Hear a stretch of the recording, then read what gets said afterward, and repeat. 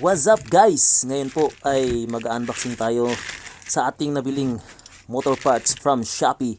At ituturo ko na rin sa inyo kung paano ito ay kabit sa ating motor. So, let's start. But before that, intro muna tayo.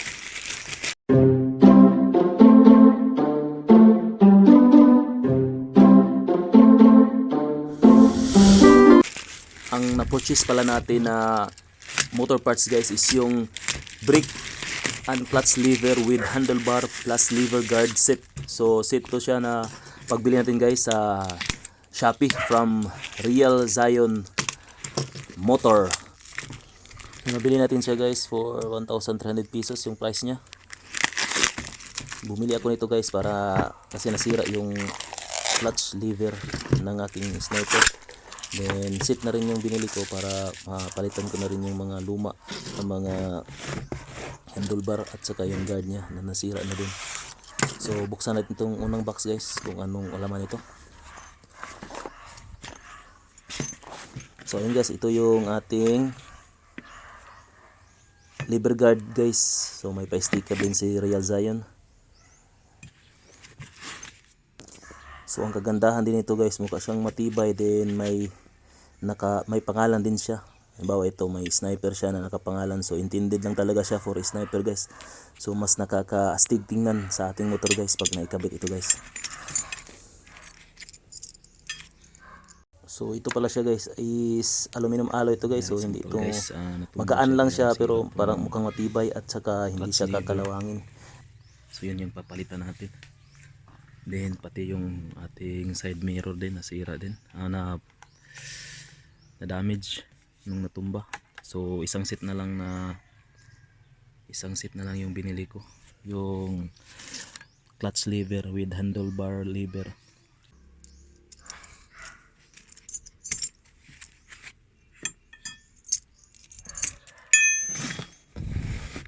Then ang binili kong kulay guys is titanium guys. So para siyang silver gray na type guys.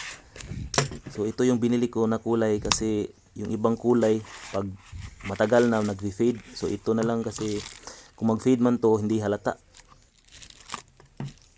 So itong next natin na binuksan guys is yung ating handlebar lever. So tingnan natin guys. So, sa nakikita nyo, rubber, then may sniper din siya na nakapangalan. So maganda talaga siya guys. Then mukhang maganda yung grip niya guys. Then next naman natin na bubuksan is yung ating clutch and brake lever guys. So tingnan natin guys. So may pa key holder din si Real Zion, tsaka may sticker pa din. Madami na tayong sticker guys.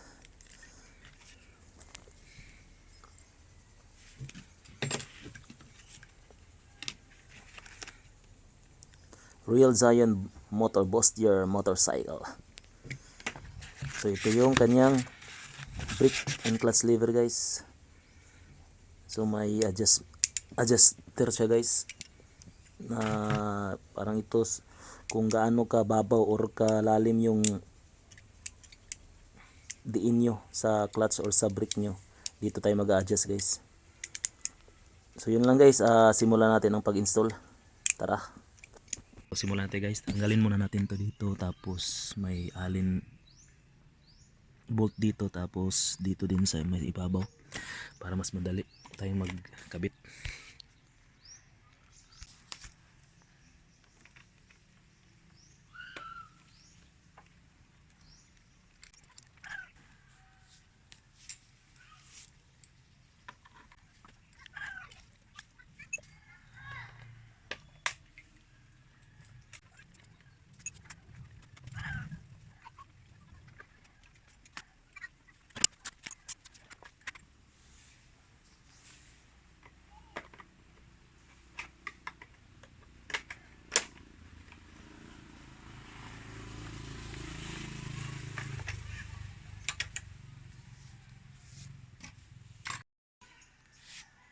So ayun na guys, natanggal na natin tong alin bolt dito. So ito natanggalin natin.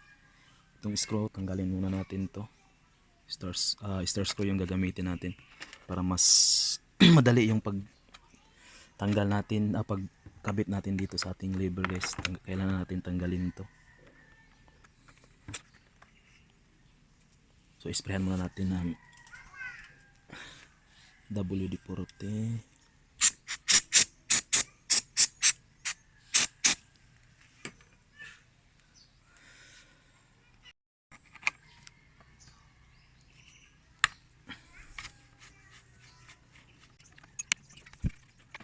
So yun na guys, matatanggal na siya guys.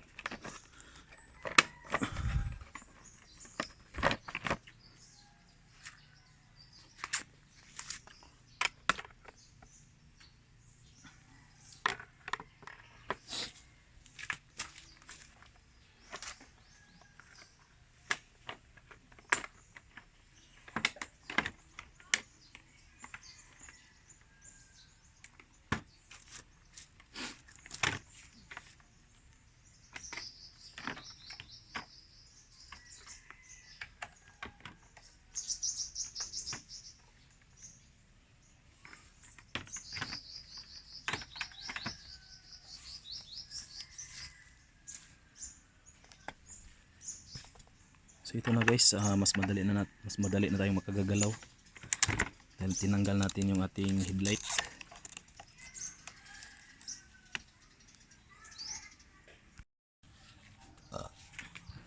So kailangan natin ang wrench na number 10 guys para dito sa bolt.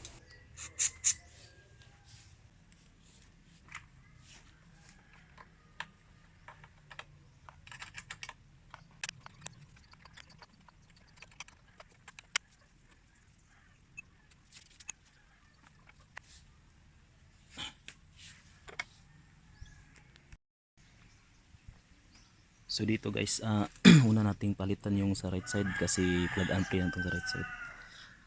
Number 10 na yapi yung gamitin natin. Itong sa brake lever nya guys.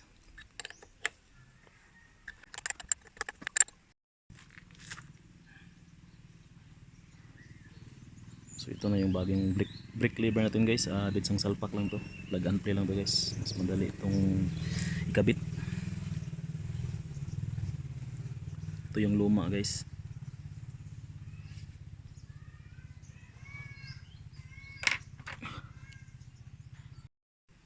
So ayan na guys, nakabit na natin yung ating brake lever. So ganoon lang siya kadali guys. Plug and play lang. Then ang nakagandahan nito, may adjustment siya dito sa ating kung gaano siya kababaw or kalalim yung isisit nyo para may play siya sa ating brake. Ganon din dun sa ating clutch lever guys, ganito din siya.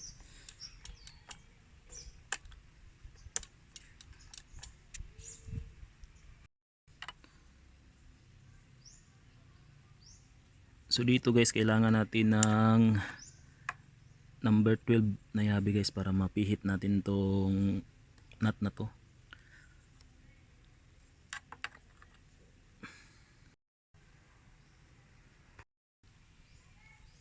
So kailangan lang natin to itapat guys dito sa may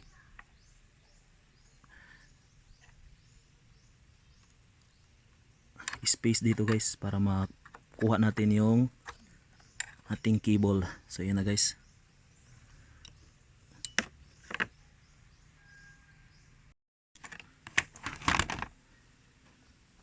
So yun na guys, nakabit na natin guys. So kailangan lang natin ipasok tapos ibalik natin to sa dati sa original niya na position guys para mag-lock siya. Then kabit na natin. So ayun na guys, nakakabit na natin yung ating clutch lever. So pwede natin subukan guys. Start.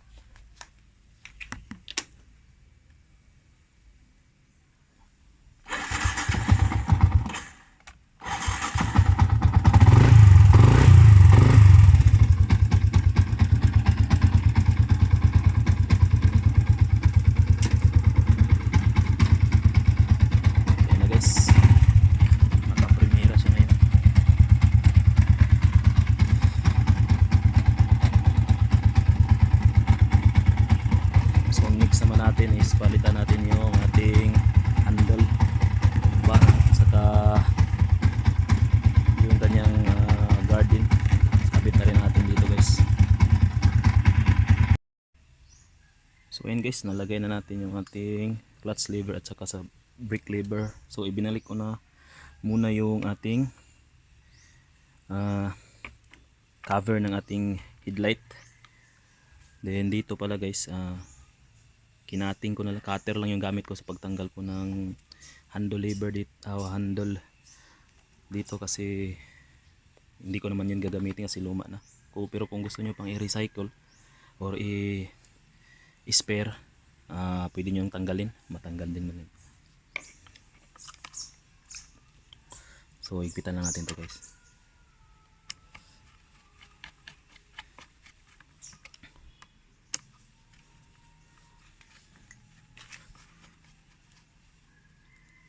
Then balik din natin yung mga allen bolt sa gilid sa ilalim.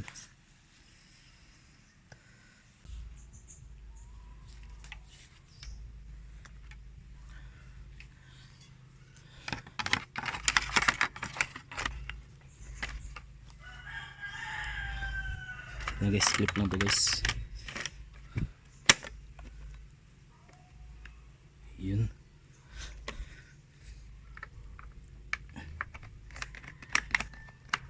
Din may nut dito sa para mahigpitan siya guys. Yan. So dito naman sa ating accelerator lever handle guys, dahil sa papalitan ko nito kasi lumang luma na to, so cutter lang yung gagamitin ko para makuha siya. Yung iba kung gusto nyo pang gamitin uli, so gamitan nyo lang ng tubig guys or oil para matanggal siya. Siba natin guys.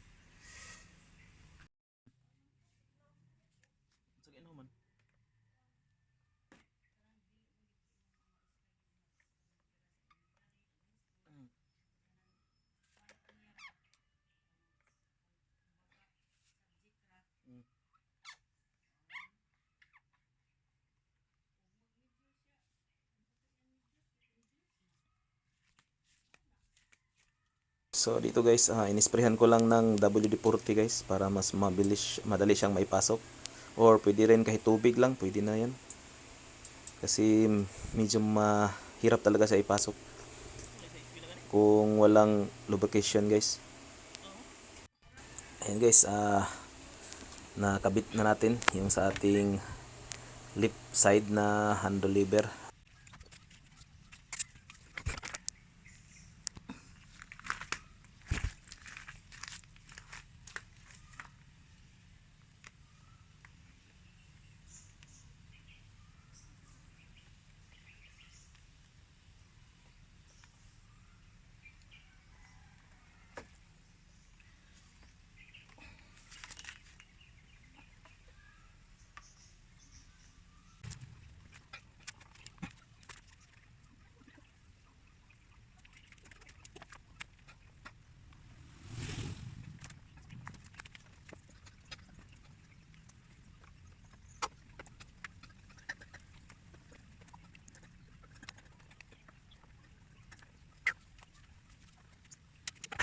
One eternity later.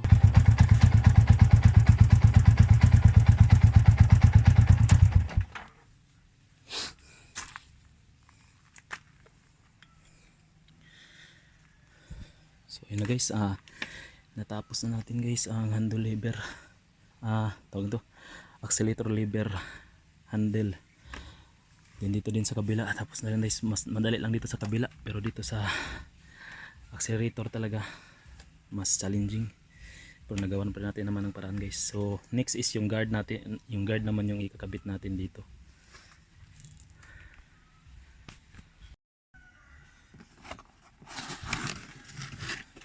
So ito ngayon yung laman ng ating handle lever guard guys. So ang pag-assemble nito,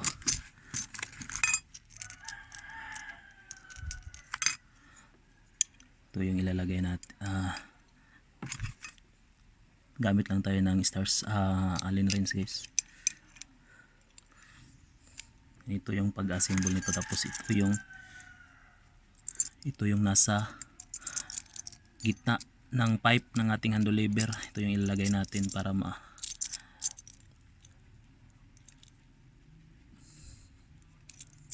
mahigpitan natin dito guys, kasi mag-i-expand to dun sa ilalim ng ito mag-i-expand to dito dun sa gitna ng ating handle lever na pipe.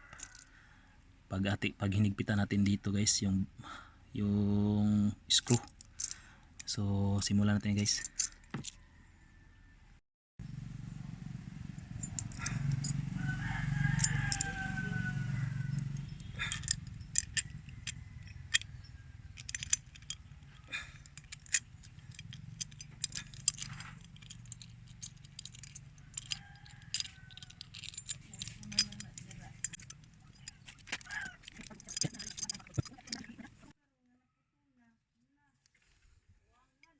Giuna ni kisa.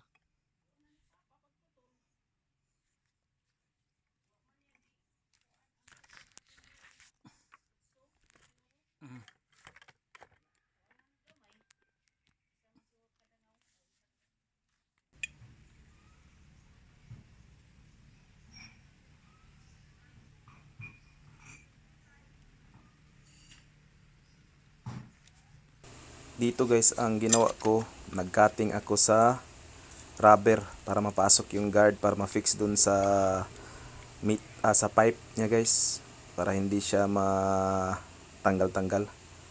So yun lang yung ginawa ko dito para mas madali siyang ma-fix siya guys, yung ating guard.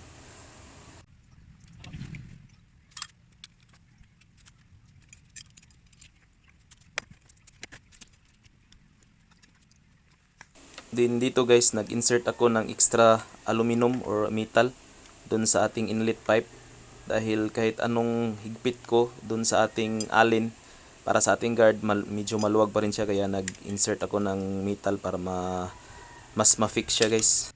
So kung meron pa kayong alam na technique guys kung paano to higpitan guys, just comment below lang guys.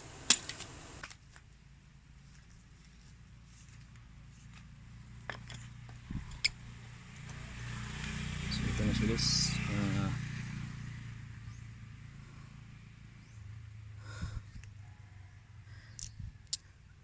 So dito pala guys, advice ko, dapat na ikabit niya to before pa kayo magkabit ng guard dun sa ating handlebar, para mas madali guys, kasi medyo natagalan ako dito sa pag install.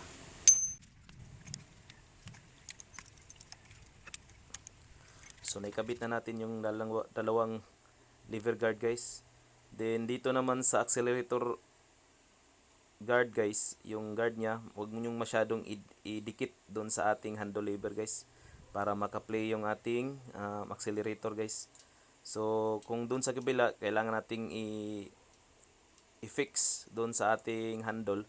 Dito huwag nyo masyadong i-fix guys, para mag-play yung ating accelerator guys. So ito na yung ating bagong install na brake and clutch handle lever, at saka yung ating accelerator handle lever, at saka ang kanyang guard guys. Wow! Testing natin guys.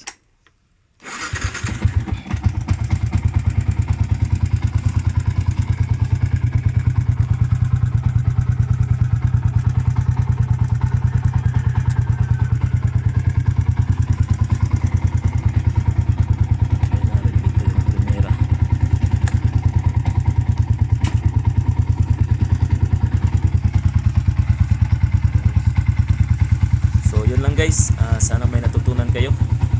Don't forget to like, share and subscribe sa ating channel. Hanggang sa susunod ulit na tutorial.